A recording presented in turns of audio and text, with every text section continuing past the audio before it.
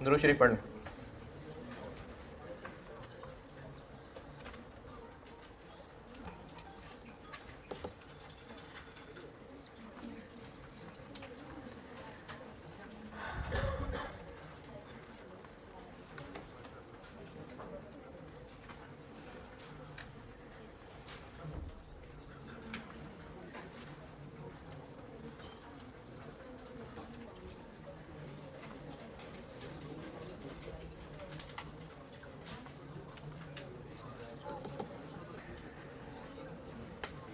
सवाल यकीनन आपने पढ़ लिया होगा, याद भी हो गया होगा, क्योंकि अभी देर लगी है, इतनी बार पढ़ा होगा आपने अच्छे तरीके से कि याद हो गया होगा।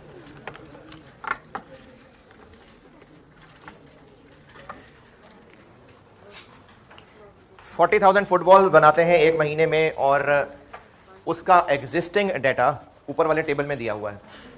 एक फुटबॉल को बनाने में लगता है 1.5 घंटा।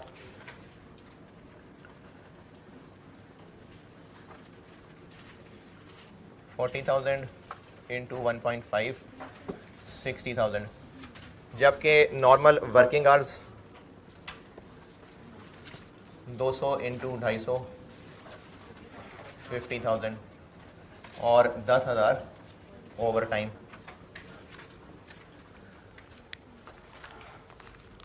कल वाली फिगर थी, दोबारा लिख रहा हूँ।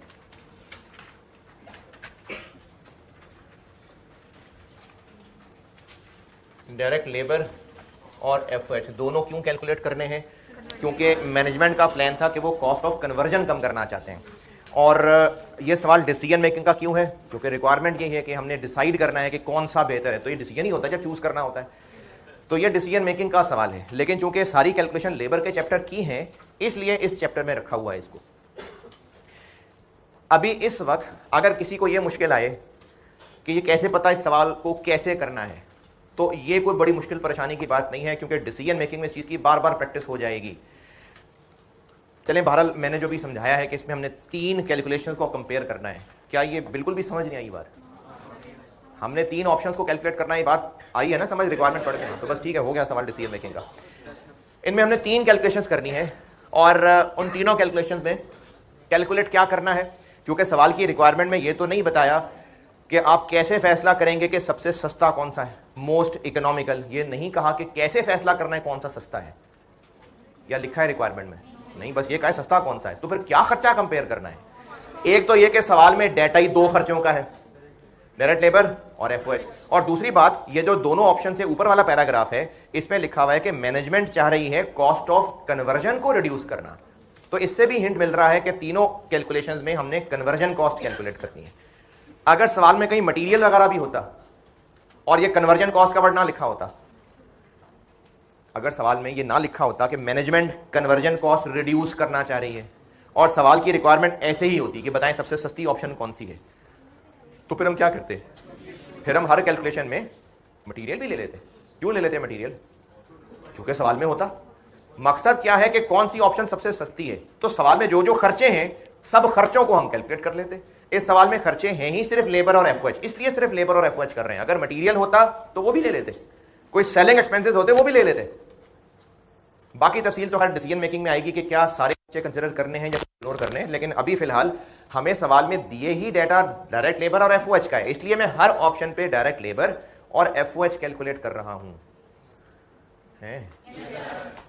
डायरेक्ट लेबर कल मैंने कैलकुलेट किया था, बेसिक वेजेस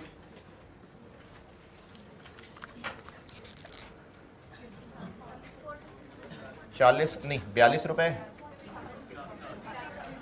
इंटू 50,000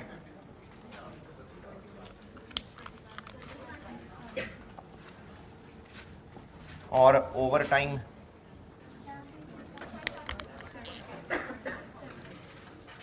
73.5 इंटू 10,000 735,000 283,500 ये डायरेक्ट लेबर है। और एफओएच, आपको क्वेश्चन में एफओएच बेशक वर्ड साथ वेरिएबल लिखा है, लेकिन है तो ओवरहेड ही ना। ओवरहेड्स के बारे में क्या इंफॉर्मेशन गिवन है? ₹75 पर लेबर आवर। तो हम तो टोटल कर रहे हैं, तो टोटल तक कैसे पहुंचे? Multiply by number of labour hours. तो नंबर ऑफ लेबर आवर्स ये वाले, या जितने घंटे काम हुआ या होगा,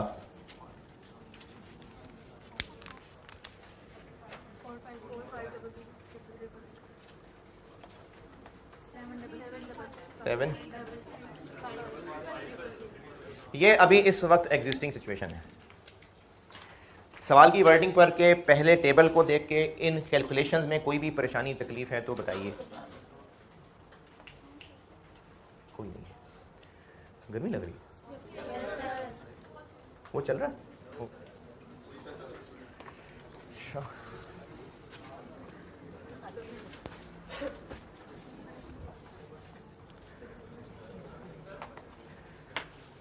अच्छा, वैसे तो आप बड़े बच्चे हैं, लेकिन फिर भी चलो नसीहत कर देता हूँ। ये अपना गर्मियों ने और बढ़ना है, तो ये जो खास तौर पे हॉस्टल वाले बच्चे हैं ना, बेटा सादगी और गंदगी में फ़र्क होता है। देखें, गर्मियाँ हैं और ये इंसानी जिस्म की नेचर है कि पसीना आना है और पसीने में बदबू होनी है, लेकिन उसको कैरी करना आपकी गलती है। तो इसलिए नहा धो के आया करें, और जहाँ आपने स्मार्टफोन्स खरीदे हुए हैं तो आप ना वो डिओड्रेंट भी खरीदें, और ये ना नहीं, साबुन तो चलो नहाते हुए है ना, उसके बाद डिओड्रेंट यूज़ करें। नहीं, मैं आपको बड़ी सीरियस बात बता रहा हूँ कि हमारा जो दीन है ना, उसमें एक बहुत ज़्यादा प्रमोट इस चीज़ को किया गया है, सफाई। तो ये कोई अच्छे आदाब नहीं है कि हमारे जिस्म की जो बदबू है वो दूसरों तक पहुँचे। ये कोई अच्छे आदाब नहीं है, ये कोई सादी लाइफ नहीं है, एक गंदी लाइफ है। तो अगर आप लोग इस बात का नहीं ख्याल कर रहे हो तो उसकी रिक्वेस्ट कर रहा हूँ कि इसका ख्याल किया करें, और चलो परफ्यूम ना सही लेकिन डिओड्रेंट इस्तेमाल किया करें, और इसको इंश्योर किया करें। और कपड़े हैं कोई भी यार, सस्ता सा कोई भी ले लें, इतर की शीशी ले लें, लगा लिया करें ऐसे, लेकिन कुछ भी सस्ता।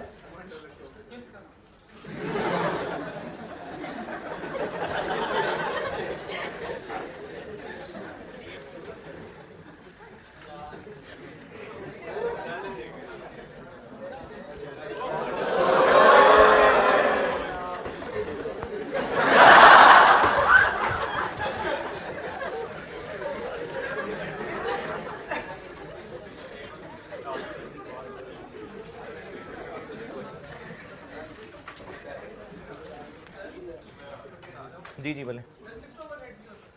इस सवाल में हाँ हो सकते थे, लेकिन इस पे ज़्यादा जो बात आप पूछना चाह रहे हैं शायद वो मैं अभी इंटेंशनली इग्नोर कर रहा हूँ। ये डिसीजन मेकिंग में देखेंगे जाके कि फिक्स्ड ओवरहेड होते तो क्या करते। इस सवाल में नहीं है ना, इसलिए मैं जिक्र नहीं कर रहा। डिसीजन मेकिंग में बिल्कुल होगी बात एड्रेस के फिक्स्ड का क्या करते। ऑप्शन 1 क्या है? ऑप्शन 1 ये है कि इनको जो अभी हम लोग वेजेस दे रहे हैं, अभी वेजेस क्या दे रहे हैं, 42 पर आवर, और उसके अलावा ओवर टाइम। लेकिन मैनेजर ने सजेस्ट किया है कि उनको पर आवर की बजाय पर यूनिट पे शिफ्ट कर दें। ऑप्शन 1 पढ़ रहा हूं, introduce a piece wage system at the rate of 72 per unit. ठीक है जी, चलें पर यूनिट। तो अब ऑप्शन 1 में डायरेक्ट लेबर कॉस्ट बन जाएगी ₹72 इंटू पर यूनिट है ये, इंटू 40,000।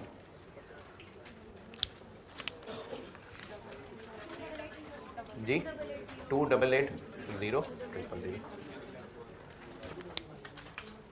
चूंकि रेट पर यूनिट था तो इंटू यूनिट्स, अब वो आर्स पर नहीं रहे।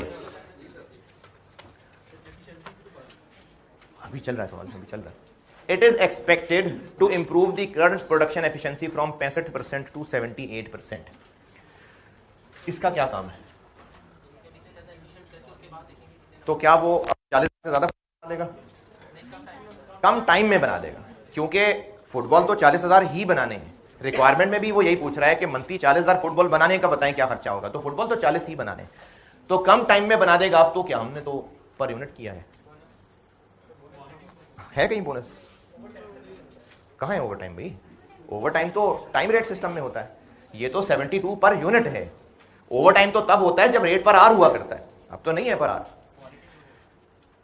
क्वालिटी इंप्रूव होगी तो क्या, बनाने तो 40,000 फुटबॉल है, क्वालिटी इंप्रूव नहीं होगी, इनफैक्ट जल्दी बना देगा, कम देर लगाएगा। ठीक है, तो क्या, हमने तो पर यूनिट किया। ठीक है, खुशी भी होगी, सब पार्टी करेंगे, खुश होगा, लेकिन तो क्या, लेबर कॉस्ट यही। अच्छा देखिए, ओवर टाइम वाली बात अब क्लोज हो जाएगी। क्योंकि ओवर टाइम तो तब होता है जब रेट पर आर होता है। अब तो नहीं है ना, ऑप्शन 1 तो कह रहा है आप सिस्टम ही बदल लें। हाँ जी, अभी इस वक्त हम लोगों ने लेबर कॉस्ट कैलकुलेट की है, एफओएच भी तो करने हैं। तो जब एफओएच कैलकुलेट करेंगे तो एफओएच करेंगे 75 इंटू, अब 60 नहीं होगा। पहले एग्जिस्टिंग हालात में वो 40,000 फुटबॉल बनाने के लिए 60,000 घंटे लिया करते हैं, अब नहीं लगेंगे 60, अब कम लगेंगे। तो जितने लगेंगे ये वो होंगे, कितने लगेंगे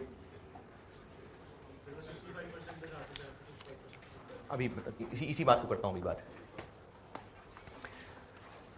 डायरेक्ट वेजेस या डायरेक्ट लेबर कॉस्ट में आर्स का इस्तेमाल क्यों नहीं किया? क्योंकि रेट अब हमने उनसे पर आर की बजाय पर यूनिट तय कर लिया। लेकिन एफओएच तो 75 पर आर ही है, उसके लिए तो इंटू आर्स ही चाहिए। 60,000 नहीं होंगे क्योंकि अब 60 लगा ही नहीं करेंगे। कैसे पता 60 नहीं लगेंगे? क्योंकि उसकी एफिशिएंसी बेहतर हो जाएगी। नए आर्स निकाल लेते हैं।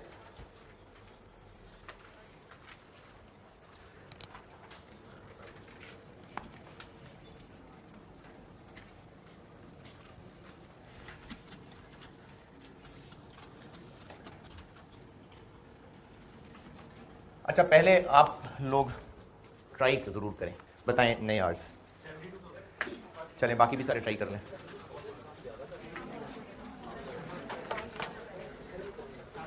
कोशिश मेरे बच्चों सारे किया करो। मैंने पूछा है कि अब अगर ऑप्शन 1 पे चले गए तो वर्कर्स टोटल कितने आवर्स लेंगे?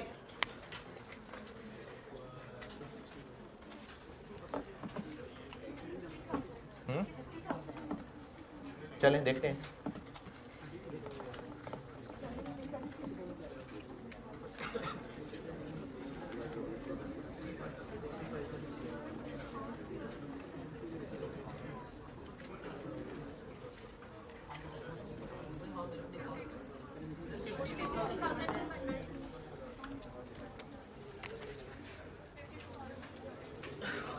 अच्छा, और क्या था? 72,000। हाँ 48,000। 50,000। कैलकुलेट किया या ऐसे बता रहे? ये तो ऐसे ही बताया।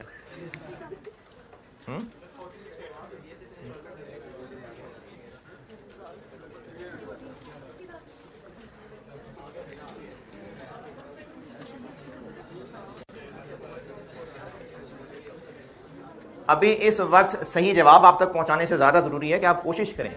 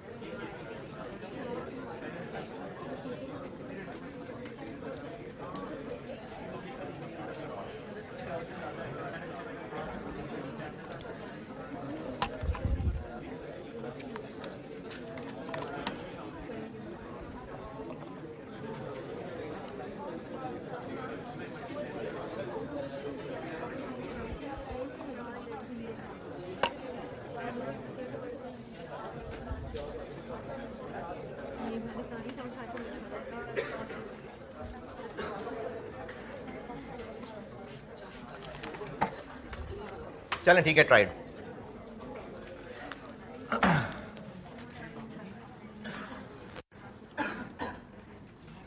पहले कितना टाइम लगता था? 60,000, या कोई ऐसे भी कर ले, कोई मसला नहीं। जिन लोगों ने किया है ऐसे कि नहीं, किसी ने नहीं ऐसे किया ट्राई, किसी ने भी नहीं, कि पहले 65% एफिशिएंसी थी 78 हो जाएगी, हैं?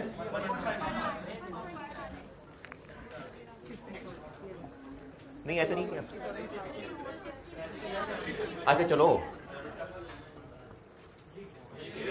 ये किया है ना? हाँ तो भाई, अरे भाई जिसने नहीं किया उसने नहीं किया, जिसने किया है उससे पूछा।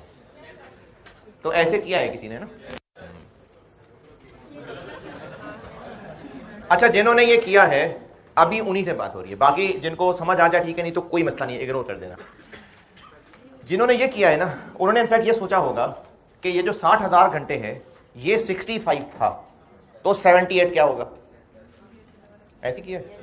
अगर ये 65 था तो 78 क्या होगा, 65 से डिवाइड, 78 से मल्टीप्लाई। जिन्होंने ऐसा किया है, ये सही मैं इंटरप्रिटेशन बता रहा हूं, यही सोचा था कि ये 65 है तो 78 क्या होगा। तो बात ये है कि 65 ये नहीं है, ये 100% है। देखिए एफिशिएंसी 65% कैसे निकली होगी। लेबर एफिशिएंसी का फार्मूला क्या था, स्टैंडर्ड ओवर एक्चुअल।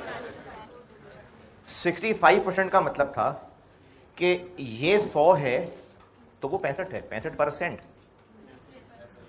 60,000 क्या है, ये है या ये है, तो ये तो 65% नहीं, ये तो 100 है, ये 65 है। जिन लोगों ने 78 65 सोचा था ना, पहले मैं उनको समझा रहा हूं, ये इसलिए गलत है क्योंकि इसकी इंटरप्रिटेशन ये है कि ये पहले 65 था अब 78 हो जाएगा। तो मैं कह रहा हूं ये 65 नहीं था, ये 100 था, क्योंकि जब लेबर एफिशिएंसी रेशो 65% निकली हुई थी तो वो इस फार्मूले से निकली थी, standard time over actual time. तो जो 65% आंसर आया हुआ था वो था 65%, यानी ये 100 था, ये 65 था, तो 60,000 क्या था, 100। तो ये गलत है बात। इसमें तो आप कह रहे हैं कि ये 65 था, हालांकि 65 नहीं था। ठीक है, चले अब ना मैं बाकियों को एक समझा लंबे तरीके से रहा हूं, लेकिन वही मुझे सेफ लग रहा है समझाने के लिए। वर्किंग 2 थोड़ा लेंथी तरीका है, लेकिन मुझे यही मुनासिब लग रहा है बताने के लिए। और उसके लिए आपको हिंट ये है कि अब एफिशिएंसी 65% की बजाय 78% हो जाएगी, लेकिन हमें एफिशिएंसी नहीं, हमें तो आर्स चाहिए। तो अब यहां से सिखाने की कोशिश कर रहा हूं कि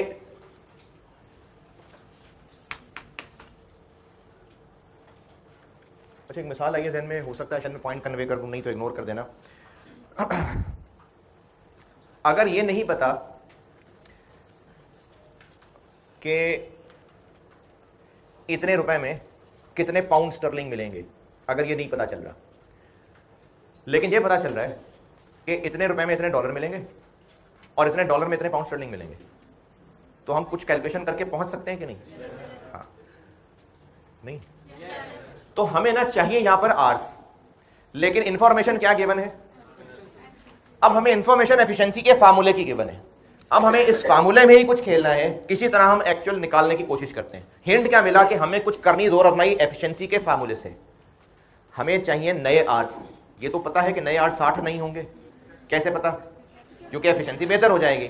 तो चाहिए तो हमें आर्स। अच्छा, चाहिए क्यों आर्स? हमें तो यूनिट चाहिए थे एफओएच के लिए, तो नए रिवाइज्ड आर्स चाहिए, और उसके लिए हिंट एफिशिएंसी के फार्मूले से ही निकलेगा। तो बस जहां से हिंट निकलेगा वहीं से कोशिश करते हैं। अभी इस वक्त जो एग्जिस्टिंग एफिशिएंसी निकली हुई है वो निकली हुई है standard divided by existing actual करके। और इसमें से क्या क्या पता है?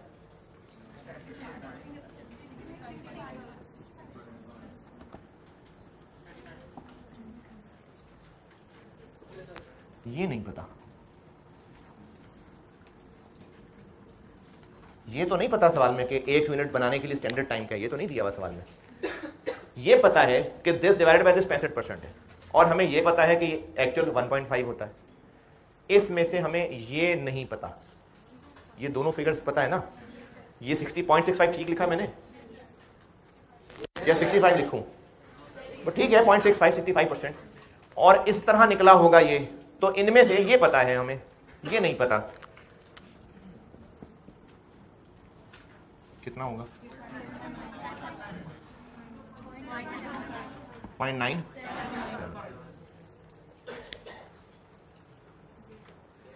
क्या चीज है ये 0.975? 0.975 आवर्स पर यूनिट है ना, स्टैंडर्ड टाइम है। ये हमें इस वक्त एग्जिस्टिंग के मुताबिक जो चीजें पता थी वो लिख ली और मैंने स्टैंडर्ड निकाल लिया। अब हमें ये भी पता है कि अगर ये रिवाइज हो गया तो एफिशिएंसी भी रिवाइज हो जाएगी। देखिए लेबर एफिशिएंसी रेशो का फार्मूला क्या होता है ना।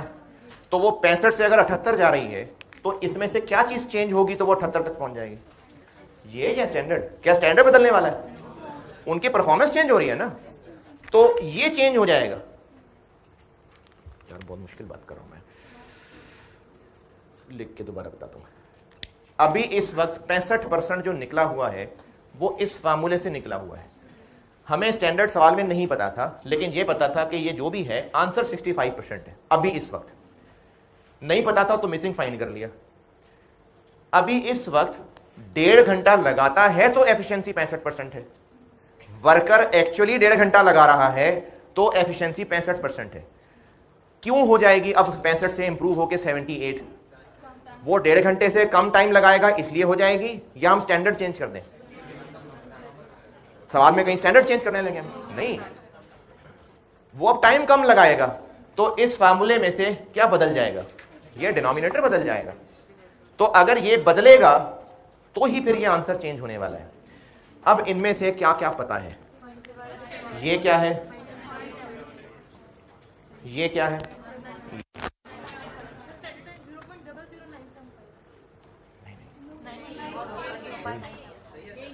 क्या लिखा हुआ है?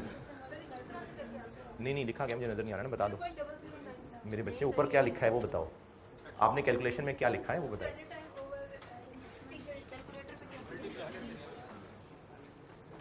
आपने 65 लिखा हुआ है, 0.65 लिखा हुआ है। पॉइंट तो फिर आगे 100 दोबारा ना लिखो। 78 लिखना है तो फिर आगे 100 लिखो। ये क्या बन गया अब? 0.78। ये यही 0.97 है। ये हमें नहीं पता, पता चल सकता है?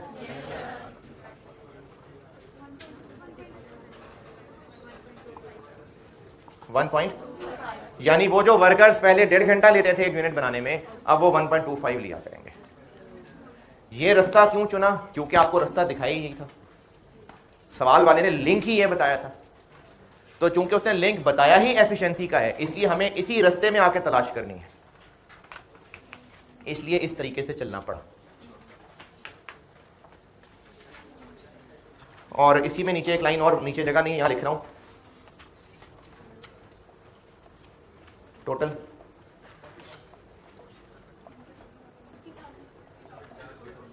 50।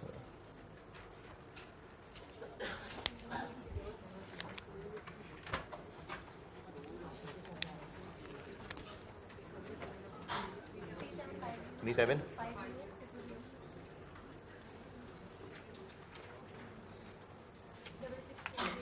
66। ये ऑप्शन 1 है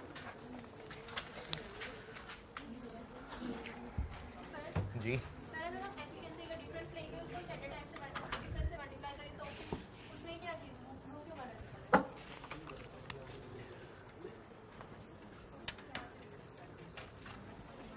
ये कह रही हैं आप? इसका क्या डिफरेंस बना? पॉइंट नहीं, मैंने कुछ गलत लिख दिया। हाँ अच्छा, आप बोलिए क्या करूं?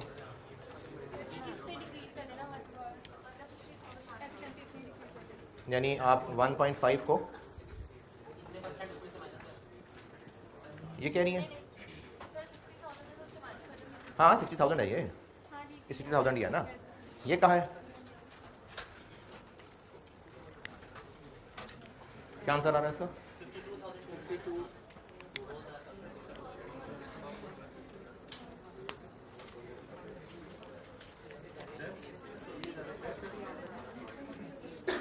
चलो इसको नोट करें, मैं सोच रहा हूँ कि गलत क्यों। हाँ जी बोलो बोलो।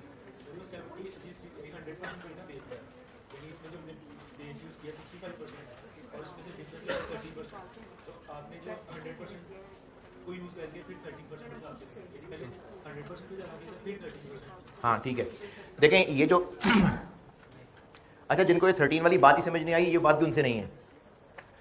ये जो आपने 13% किया ना, इसका मतलब आप ये कह रहे हैं कि एक्चुअल वहीं का वहीं है, स्टैंडर्ड को हम चेंज कर रहे हैं।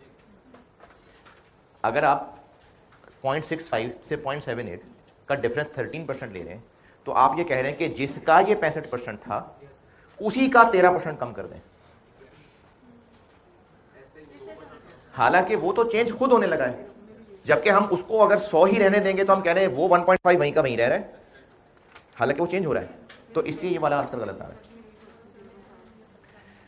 ये रास्ता क्यों लंबा लेना पड़ा? क्योंकि सवाल में आपको लेबर एफिशिएंसी की ही चेंजेस बताई थी, तो हमें जब रास्ता ही यही बताया था तो जो चीज तलाश करनी थी वो फिर यहीं पर जाके तलाश करनी थी।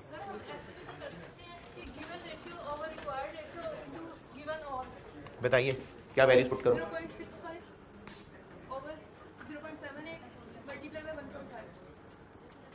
अच्छा, अब आप इसको गिवन अमाउंट कह रही हैं, मतलब गिवन ये है, क्या होता है formula? Given amount divided by, तो क्या ये 78% है? नहीं, ये 78% तो नहीं है। ये आप फार्मूला लगाते लगाते लगा गलत गई, लेकिन इत्तेफाक से वो ठीक हो गया। ये 78 नहीं है जो फार्मूला आपने बोला है ना। आप असल में ये कह रही हैं कि अगर ये 78 है तो 65 क्या होगा, आपने ये कहा है, जबकि 78 नहीं है। इत्तेफाक से आ गया ना, आपने उसको पलट कर दिया, इसलिए इत्तेफाक से सेम आ गया।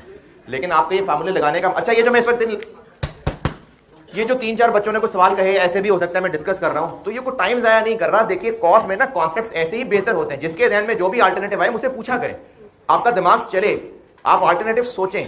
हाँ ठीक है, लिमिट भी है, ये ना हो कि अल्टरनेटिव ही सोचते रह जाए, कोर्स खत्म ना हो। लेकिन जो कर रहा होता है मैं इसको इंकरेज करूंगा, मुझसे पूछा करें। और जब मैं इस तरह की डिस्कशन कर रहा होता हूं तो देखिए शायद बाकियों को भी कुछ ना कुछ समझ आ जाए। ये इत्तेफाक से ठीक हो गया आपसे, वरना जो इस वक्त ये चीज लिखी हुई है ना, इसका मतलब ये है कि ये 78 है तो 65 क्या होगा, हालांकि 78 नहीं है।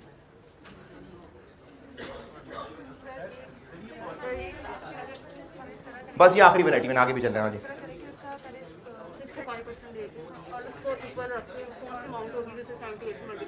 फिर से बोलो,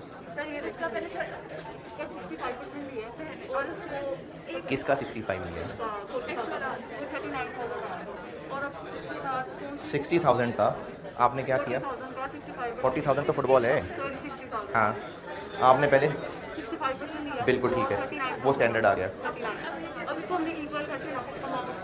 अब वो रिवाइज्ड वाले का 78% है ना? सही सही। नहीं यार, वो फिर सवाल पूरा नहीं होगा।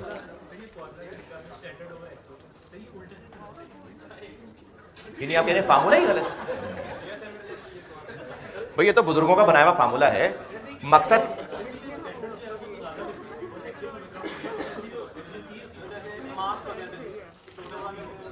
अगर ये ज्यादा होगा तो आंसर 100 से कम आएगा कि ज्यादा आएगा? 100 से कम आएगा। हाँ 100 से कम आएगा, ठीक है। स्टैंडर्ड से ज्यादा टाइम लगा रहा है तो अच्छी बात है, कमतर बात है ना, तभी उसकी एफिशिएंसी 100% से नीचे है। 100% से नीचे एफिशिएंसी, इसका मतलब वो अच्छा काम नहीं कर रहा है, तो वो तभी आंसर आएगा जब आप डिनोमिनेटर में इसको रखेंगे। बस बस, अब अल्टरनेटिव्स कोई नहीं। नहीं अब क्लास के बाद पूछ लीजिएगा, अगर मुझे ठीक लगी तो मैं जरूर कल क्लास में शेयर कर दूंगा। Working 2 done. अब इसमें हमें ये बस ठीक है, ऑप्शन 1 हो गई। ऑप्शन 2,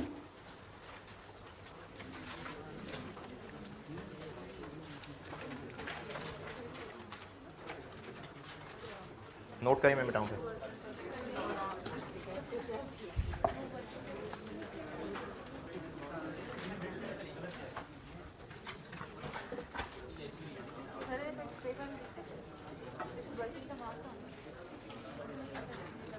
नहीं, पेपर में क्या लिखेंगे आप? सर वो लिख के दिखाओगी ना, पेपर में लिखोगे ना उसको, तो ठीक है ना। आप जो पेपर में लिखना चाहिए ना वो लिख के मुझे दिखाओगे, क्या पूछनी आप पेपर में लिखें तो ठीक है।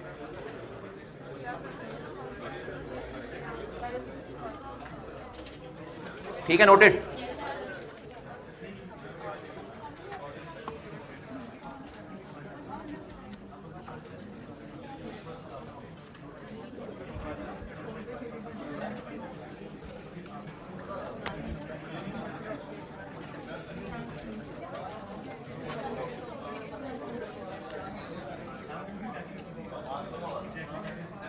जी जी,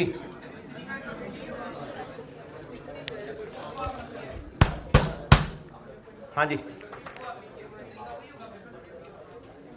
जो मैंने ये वर्किंग टू की थी, देखिए मैंने ना आपको जो वर्किंग टू कराई है, जैसे लंबा तरीका है, लेकिन मैं ये बात आपको सिखा सकता हूं एज अ रूल कि हमें जो मिसिंग फिगर दी है उसके बारे में जो हिंट दिया हुआ है उसी जगह, जैसे आपकी बुक गुम हो गई है और आपको हिंट दिया है कि भाई मैंने ना रिसेप्शन के ऊपर एक बुक पढ़ी देखी है, अब आप उसको कहां ढूंढेंगे, जाके रिसेप्शन भी जाएंगे ना। तो हमें जो चीज ढूंढनी है उसका जो भी सवाल में कोई लिंक हिंट दिया है हमें वहीं जाकर उसको ढूंढना पड़ेगा। तो सवाल में हमें नए आर्ट्स चाहिए थे और उसका हिंट एफिशिएंसी के जरिए ही है, तो उसके फार्मूले में ही ढूंढेंगे जाके। इसलिए मैंने बेशक लेंथी सही लेकिन ये बात बताई। बाकी और भी लोगों ने जैसे शॉर्टकट कर लिया वो हो गया, लेकिन ये वो स्टूडेंट गहरा सोच पा रहा था। सबको मैंने कुछ रास्ता तो बताना है ना, तो रास्ता यही था। बाकी किसी का ज्यादा बेहतर दिमाग चलता है और उसको, जैसे कुछ बच्चों ने किया भी है कि ये जो अच्छा किसी ने किया हो तो चलो ये बात भी मेरी सुन लें, अगर किसी ने किया हो कि ये जो 60,000 है ये 65% है कि 100 है, तो इस 100 का पहले 65 निकालें। अब जो 65 निकलेगा अब वो रिवाइज्ड वाले का 78 होगा, उसको 78 से क्रॉस अप कर लें तो भी 50,000 आ जाएगा। जिसने ये सोच के कर लिया ठीक है, शाबाश। एक बार दोबारा बताता हूं, बता रहा हूं जनाब, बता रहा हूं। लेकिन इस तरह के शॉर्टकट वो होते हैं जो जिसको जैसे क्लिक कर जाए। आवाम को तो मैंने एक रास्ता बताना है, वो रास्ता ये था। और तरीका क्या बताया कि मिसिंग फिगर निकालनी है तो जो हिंट दिया है आप उस हिंट तक जाके तलाश करें। ये आपको रूल सिखा रहा हूं। ये जो भी मैंने शॉर्टकट बताया दोबारा सुन लें, जिसको काम का लगे। 60,000 घंटे अभी इस वक्त लगते हैं, चाहे 60,000 की बात कर लें चाहे 1.5 की बात कर लें। ये अभी इस वक्त 65% नहीं है, ये 100% है। स्टैंडर्ड इनका 65% होता था, तो पहले 60,000 का 65% लें, वो क्या आ गया, क्या है वो, स्टैंडर्ड आवर्स। स्टैंडर्ड आवर्स अब भी उतने ही होंगे, लेकिन अब ये रिवाइज टोटल का 78% होंगे। तो 39,000 को 78% से क्रॉस करेंगे तो नए रिवाइज्ड वाले आ जाएंगे।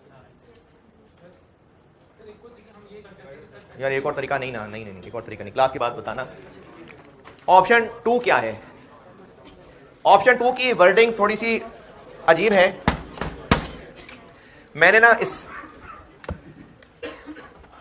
ओरिजिनल पास्ट पेपर की वर्डिंग को मजीद चेंज किया है, स्टिल थोड़ी सी कंफ्यूजिंग है, लेकिन अगर ये चेंज ना करता तो फिर काफी कंफ्यूजिंग थी, तो मैंने इसको थोड़ा बहुत चेंज किया है, समझाता हूं। Introduce a monthly group bonus plan. अच्छा, बल्कि इससे पहले एक बात समझा दूं।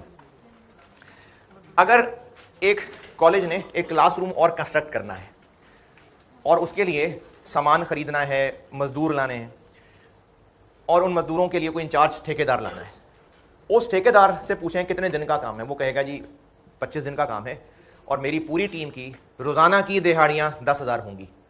अब वो 25 दिन लगें, 28 भी लग सकते हैं, बहरहाल हमारी रोजाना की दिहाड़ियां 10,000 रुपए की हैं।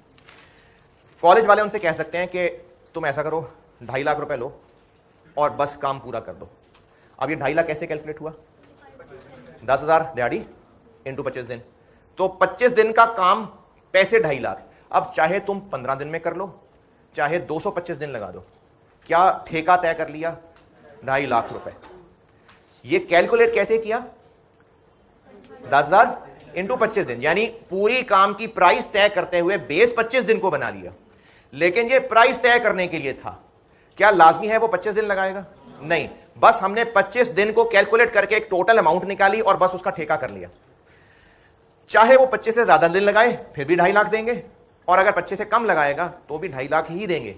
बेशक कैलकुलेशन में 10,000 इंटू 25 दिन किया गया है, लेकिन ये प्राइस तय करने का एक तरीका था कि हम तुमसे 25 दिन का ठेका कर लेते हैं।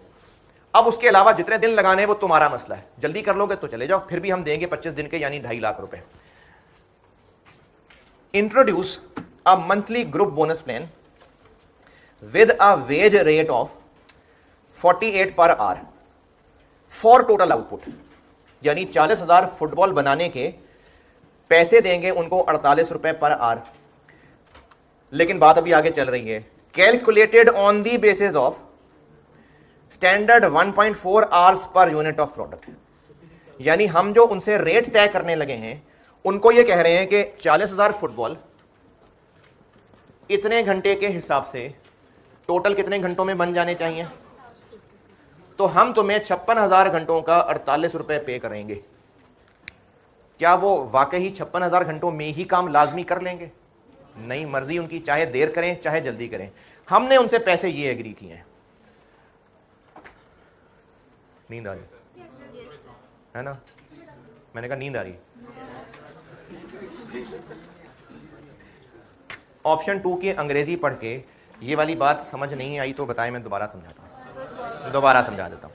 जो मैंने उससे पहले 2.5 लाख की मिसाल दी थी वो आ गई समझ के? नहीं।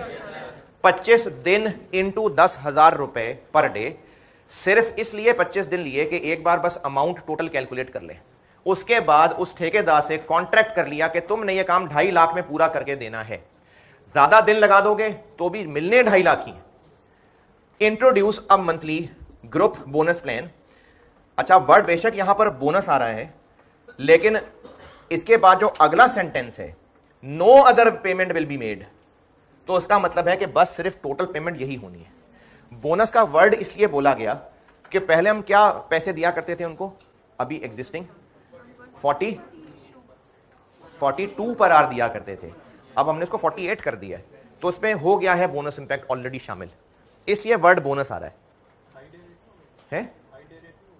देखो, हाई डे रेट की तो एक कहानी अलग है ना, जितने घंटे वो काम करेगा उसके ऊपर नया रेट लगेगा। तो अब तुम जितने घंटे वो काम करेगा उस पर रेट नहीं लगाने लगे। हम तो एक कैलकुलेशन कर रहे हैं कि हम तुम्हें 48 पर आवर के हिसाब से introduce a monthly group bonus plan. अच्छा, अभी बोनस का वर्ड छोड़ देते हैं। Monthly group plan with a wage rate of 48 रुपए per hour for total output, calculated on the basis of standard 1.4 hours per unit of product, कि हम जो उनको पैसे देने लगे हैं, देने तो लगे हैं 48 पर आवर के हिसाब से, लेकिन वो आवर्स कैलकुलेट कैसे होंगे? जितने यूनिट्स बनाने हैं 1.4 में बनने चाहिए। जो मैं मिसाल 25 दिन की दे रहा था, ये वो 25 दिन है। काम 25 दिन में करना है। हमने कहा कि तुमने 56,000 घंटे में काम करना है, उसके पैसे हम तुम्हें देने लगे हैं। अगर वो वाकई 56,000 में काम कर ले तब भी इतने पैसे देंगे, 56,000 से कम लगाए तो भी इतने पैसे देंगे, 56,000 से ज्यादा लगाएगा तो भी इतने पैसे देंगे। अगला sentence, no other payment will be made, यानी बस सिर्फ यही पेमेंट होनी है। ऑप्शन 2 की अंग्रेजी।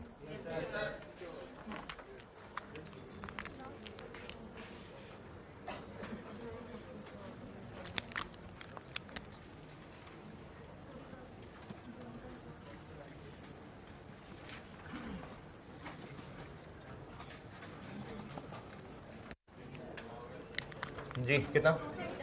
2688।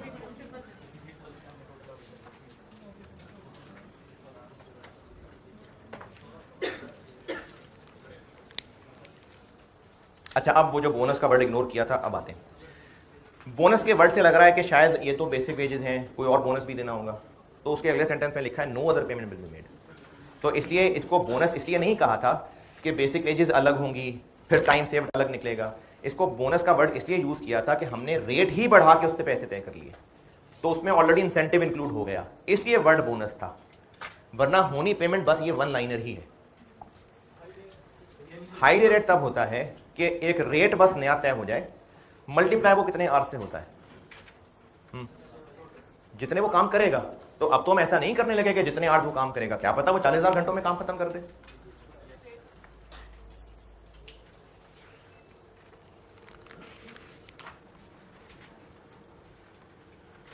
चलिए, डायरेक्ट लेबर कॉस्ट हो गई। और क्या ओवर टाइम भी पे करना है? लेकिन वो कह तो रहा है ओवर टाइम का जिक्र कर रहा है। ओवर टाइम रिड्यूस करने को कह रहा है, तो देने हैं ओवर टाइम, फिर ओवर टाइम क्यों कह रहा है? लेबर को तो इतने ही पैसे देने हैं, लेकिन हमने अब जहां FOH जब लिखना है तो FOH में 75 किससे मल्टीप्लाई होगा? अगर हमने ठेकेदार को कह भी दिया कि तुम्हें 25 दिन के पैसे मिलेंगे, लेकिन अगर वो 28 दिन लगा देता है तो बिजली तो हमारी 28 दिन ही इस्तेमाल होगी ना। तो इसलिए ओवरहेड्स तो उन्हीं आर से मल्टीप्लाई होंगे जितने अब वो असल में लगाएगा, इसलिए ओवर टाइम वाली बात लिखी है। और ओवर टाइम वाली बात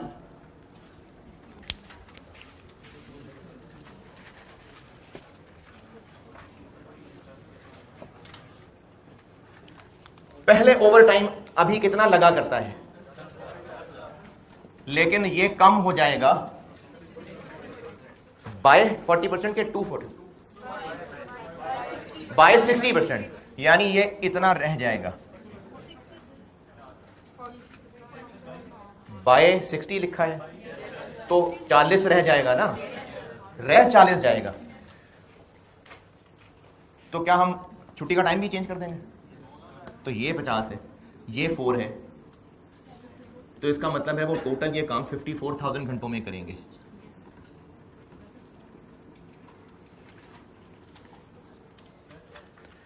पैसे उससे हमने 56,000 घंटों के तय किए हैं, लेकिन हमारे ओवरहेड्स तो उतने घंटों के आएंगे जितने घंटे असल में काम होगा। हमने उनसे एक रेट तय कर लिया कि हमारे ख्याल में 1.4 आवर बहुत है, बस तुम्हें 1.4 आवर के हिसाब से पैसे मिलेंगे, लेकिन असल में उसने काम जल्दी कर लिया। तो ये जो ओवर टाइम की बात लिखी थी, ये इसलिए लिखी थी ताकि आप रिवर्स जाके ये निकाल सकें कि अब ये काम कितनी देर में करेगा। तो वो 54,000 आवर्स में काम करेगा और वो यहां पर आ जाएगा।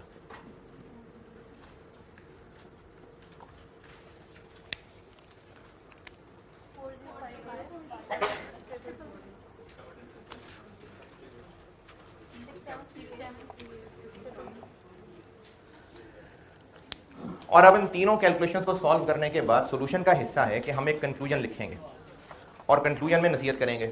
क्या नसीहत करेंगे भाई?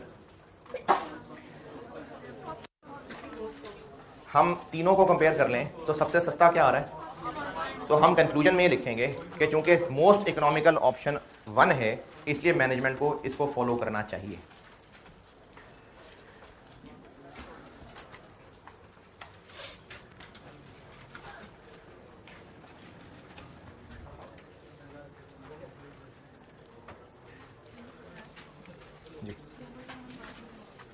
क्या एतराज है?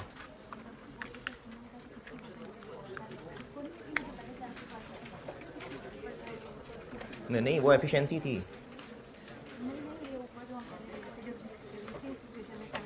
हाँ, 75% नहीं, 75 रुपए दे रहे थे। नहीं, वो तो वेज का, वो तो ओवर टाइम का रेट था ना, वो तो जो पैसे दे रहे थे वो वेज का रेट 75% ऑफ बेसिक था।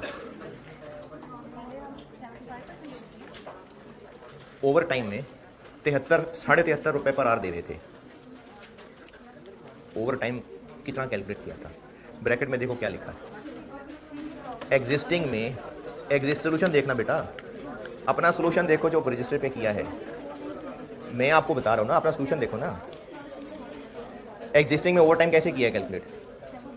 73.5 आगे इंटू 10,000। जो आप बात कर रही हैं 75%, वो ये 73.5 रुपए निकालने के लिए 75% कहा गया था। वो रेट था, हमने ओवर टाइम नहीं देना उसको। अब बात हो रही है उन 10,000 घंटों की, कि वो जो 10,000 घंटे ओवर टाइम लगा देते थे वो अब 60% कम हो जाएंगे। ये उन पैसों को 60% करने की बात नहीं कर रहा है कम। जो 10,000 घंटे वो ओवर टाइम लगाते थे उनको कहा है 60% कम लगेंगे। अब नहीं समझ आई?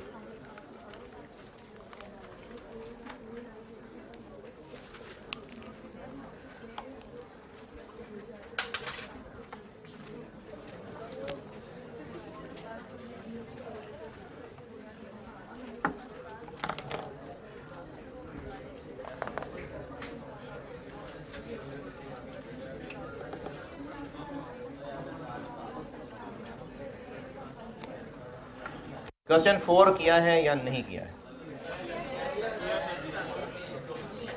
कोशिश की है। क्वेश्चन नंबर 4 समझा रहा हूं। जिन्होंने नहीं किया, चलो कभी ना कभी तो शर्म आएगी, कभी तो करेंगे।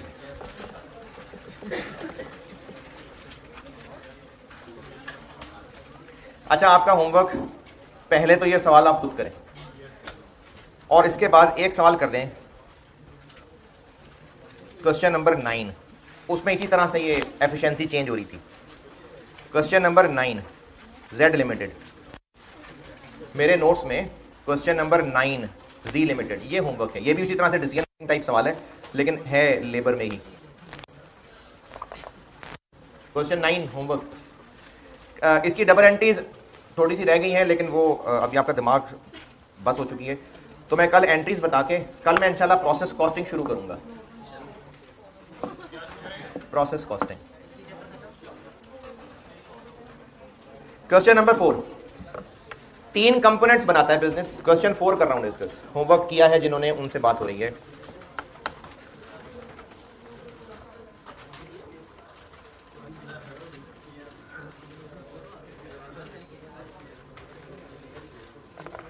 तीन कंपोनेंट्स बनते हैं। अच्छा, जिन्होंने नहीं किया, नहीं सुनना तो मुझे बोलने दें, खामोश रहें ताकि बाकियों तक बात हो सके। 3 कंपोनेंट्स या कह लें 3 प्रोडक्ट्स बनाते हैं, ए, बी और सी। एक फैक्ट्री में 3 प्रोडक्ट्स ए, बी और सी बनते हैं, लेकिन ये जो प्रोडक्ट्स हैं ये 4 तरह के वर्कर्स मिलके बनाते हैं। जैसे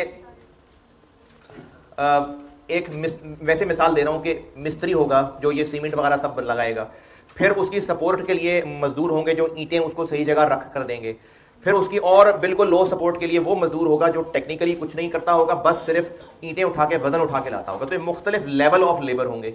इसी तरह से फैक्ट्री में 4 तरह के लेबर हैं, ग्रेड 1, 2, 3 और 4। ये चारों तरह के लोग मिलके काम कर रहे हैं और ए, बी, सी बना रहे हैं। क्या ऐसा है कि ग्रेड 1 के लोग ए बनाते हैं, ग्रेड 2 के लोग बी बनाते हैं, ग्रेड 3 के लोग सी बनाते हैं और बाकी ग्रेड 4 तालियां बजाते हैं? ये चारों मिलके ए, चारों मिलके बी, चारों मिलके सी बना रहे हैं। अब आपको जो टाइम दिया है स्टैंडर्ड वो प्रोडक्ट्स का दिया है, जबकि जो कैलकुलेशन करनी है वो हर ग्रेड के लेबर के लिए अलग अलग करनी है। ये बात दोबारा सुने, हमें चारों ग्रेड्स के लेबर की अलग अलग wages, bonus, overtime premium calculate करना है। जब हर एक ग्रेड का अलग अलग बेसिक वेज, ओवरटाइम प्रीमियम निकालना है तो हर ग्रेड ने कितने घंटे काम किया ये पता होना चाहिए। तो हाँ, पता है। हर ग्रेड में कितने वर्कर्स हैं ये भी पता है और हर वर्कर ने कितने घंटे काम किया ये भी पता है। तो इस पहले टेबल के डाटा से बेसिक वेजेस भी निकल सकती हैं, ओवरटाइम प्रीमियम भी निकल सकता है। ये तो जैसे पहले चल रहे थे वैसा सवाल है, समझे। 4 कैलकुलेशंस कर रहे हैं हम। जिन्होंने कोशिश की बेसिक वेजेस और ओवरटाइम प्रीमियम में कोई परेशानी, इसमें मैक्सिमम सिर्फ इतनी बात थी, लेकिन वो भी हम करते रहे ग्रुप में कि आपको आवर्स वर्क एक के बताए हैं, नंबर ऑफ वर्कर से मल्टीप्लाई करेंगे तो पूरे ग्रुप के बनेंगे और वो बन जाएंगे आवर्स। उन पे बेसिक रेट लगाएंगे तो बेसिक वेजेस आ जाएंगी और एक्स्ट्रा जो 50% प्लस है वो लगाएंगे तो प्रीमियम आ जाएगा। चारों ग्रेड्स की बेसिक वेजेस और ओवर टाइम प्रीमियम में कोई मुश्किल परेशानी जिन्होंने भी कोशिश की नहीं। चूंकि चारों ग्रेड्स की अलग अलग कैलकुलेशन करनी है तो फिर हमें टाइम सेव्ड भी चारों का चाहिए होगा और टाइम सेव्ड निकाला जाता है स्टैंडर्ड और एक्चुअल टाइम का फर्क। जबकि स्टैंडर्ड टाइम ग्रेड्स की बजाय प्रोडक्ट्स का दिया हुआ है। ये एक सवाल में मुश्किल काम था, तो उसके लिए फिर कुछ ना कुछ कॉमन होना चाहिए, तो वो उन्होंने आखिर में कह दिया। वो चलो करता हूं, बताता हूं। अगर हम पहले इग्नोरिंग ग्रेड्स सिर्फ प्रोडक्ट्स की बात करें कि टाइम सेव्ड कितना है, तो तीनों प्रोडक्ट्स का स्टैंडर्ड टाइम निकल सकता है। कैसे?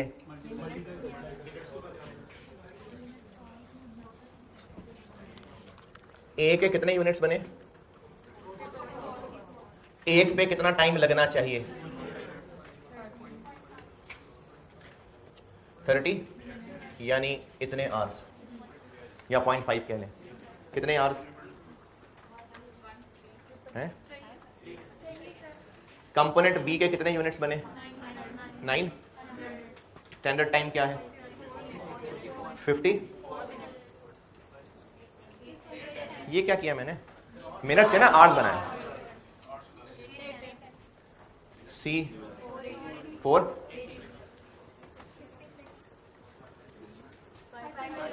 5 to 15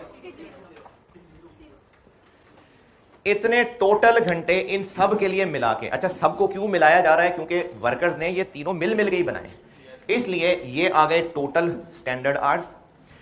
और बेसिक वेजेस कैलकुलेट करते हम चारों ग्रेड्स के एक्चुअल आवर्स निकाल चुके हुए हैं, उन सब को टोटल कर दें। क्यों टोटल कर दें? क्योंकि सब ने मिल के ही ये बनाए हैं। जब आप उन सब के एक्चुअल आवर्स टोटल करेंगे तो वो आ जाएंगे 1200। ये 360 सेव्ड हैं, लेकिन इनमें से 1 के कितने, 2 के कितने, 3 के कितने, 4 के कितने, अलग अलग क्यों चाहिए? क्योंकि बोनस हर एक का अलग अलग बताना है। इसके लिए सवाल में कह दिया गया कि द टाइम सेव्ड यानी 360, आखिरी सेंटेंस पढ़ रहा हूं, is allocated to each grade in proportion to the number of hours worked by each group. यानी जो हर ग्रेड के आवर्स वर्कड हैं उस रेशो में इसको बांट देंगे। ये मतलब है इस बात का। तो जब ये बंट जाएगा तो बस ठीक है, हर ग्रेड का टाइम सेव्ड आ गया और उससे बोनस निकल आएगा। ये था क्वेश्चन 4। जिन्होंने किया है मजीद कुछ पूछना है तो पूछें जी।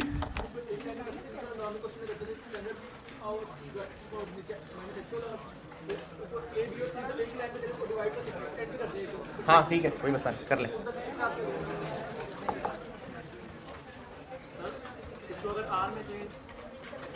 मिनट्स में रहे तो फिर जो एक्चुअल है फिर उनको भी मिनट्स कर लेना, ठीक, फिर रेट भी मिनट में होगा, क्योंकि रेट पर आवर को इनटू मिनट थोड़ी कर सकते हैं, फिर रेट भी पर मिनट होना चाहिए।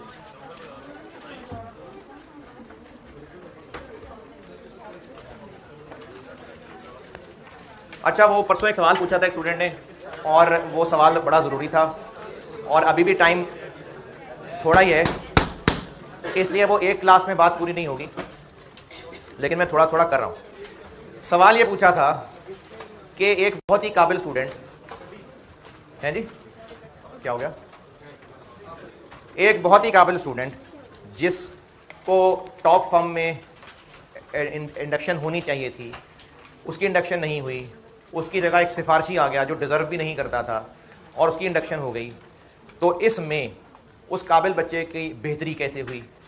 और वो जो काबिल बच्चा था उसके साथ तो इंसाफ नहीं हो सका, तो अल्लाह के तो हर फैसले में बेहतरी होती है, तो फिर उसकी बेहतरी कैसे हो गई? एक अभी आज वाली क्लास में इसके जवाब में सिर्फ एक वाक़या बता रहा हूँ। एक स्पीकर है इंटरनेशनल, उसके मैं बयान में सुन रहा था। पूरा वाक़या तो भूल गया है, लेकिन चलें खैर, मकसद तो बात पहुँचाना है, हो सकता है थोड़े वाक़े में चेंजेस भी हो रही हैं मुझसे। एक शख्स था और वो किसी यूनिवर्सिटी में एडमिशन के लिए बहुत ज़्यादा डिटरमिनेंट था, और वो शख्स जो था वो नॉन मुस्लिम था। उसको बहुत ज़्यादा शौक़ था कि फ़लानी यूनिवर्सिटी में जाना है, और वो डिज़र्व भी करता था, लेकिन किसी वजह से उसका उस यूनिवर्सिटी में एडमिशन नहीं हो सका। जैसे आप में से हो सकता हो कि बहुत डिटरमिनेंट है कि मेडिकल करना था, बड़ा जोर भी लगाया, टेस्ट सब अच्छा हो गया, लेकिन समहाउ नहीं एडमिशन हो सका। तो उस शख्स का उस यूनिवर्सिटी में एडमिशन नहीं हो सका।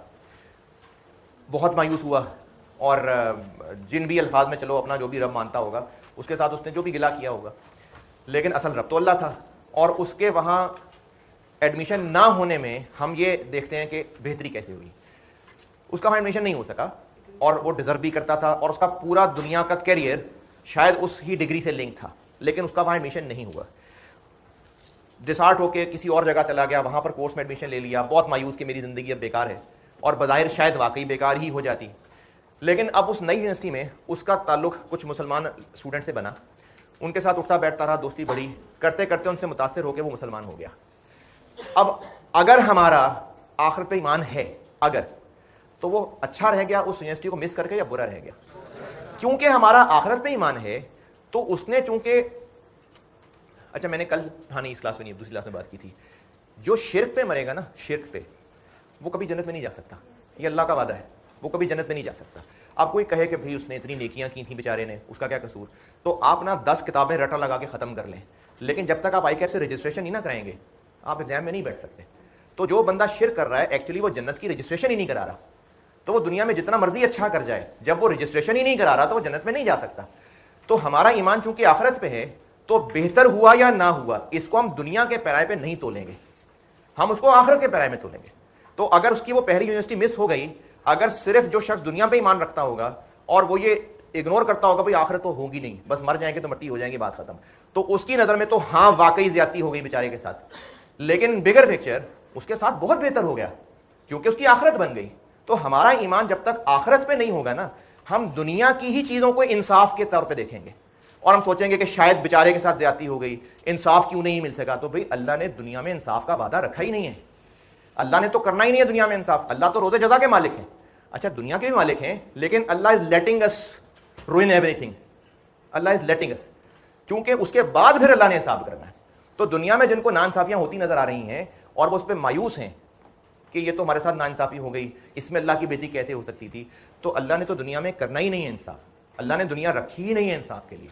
और बेहतर हुआ या नहीं हुआ इसका फैसला सिर्फ दुनिया की कैलकुलेशन के बेस पे नहीं होना है।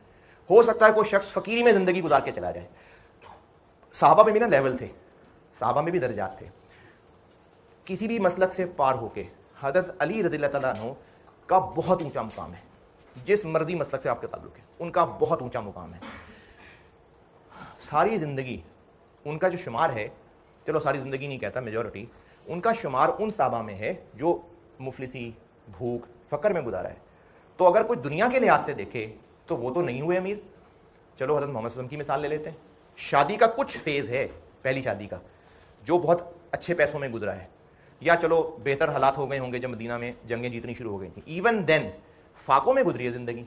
जबकि हज़रत सुलेमान अलैहिस्सलाम, हज़रत यूसुफ अलैहिस्सलाम और हज़रत दाऊद अलैहिस्सलाम, इनकी क्या एक शनाख्त है, ये बादशाह थे, इनकी बादशाहत में ज़िंदगी गुजरी है। तो वो बादशाह रहे, वो सक्सेसफुल हो गए, और हज़रत मोहम्मद सल्लल्लाहु अलैहि वसल्लम ने भूख में ज़िंदगी गुजारी तो नाकाम हो गए? नहीं, सरदार है नबियों के। तो भाई बात दुनिया की है ही नहीं, ये वो समझ सकेगा जिसका आखिरत पे ईमान है। और एक हदीस का मफहूम है कि मोमिन के लिए दुनिया कैद खाना है, काफिर के लिए दुनिया जन्नत है। अब इसमें अल्फाज पे गौर करें तो लगता है जन्नत, तो बात यह है कि जन्नत वो जगह होगी जहां पर इंसान क्या करेगा, जो दिल चाहेगा करेगा। तो काफिर इस दुनिया में क्या कर रहा है, जो दिल चाह रहा है कर रहा है। तो इसलिए ये दुनिया काफिर के लिए जन्नत है, हमारे लिए नहीं है, हमारे लिए कैद खाना है। We have to follow rules.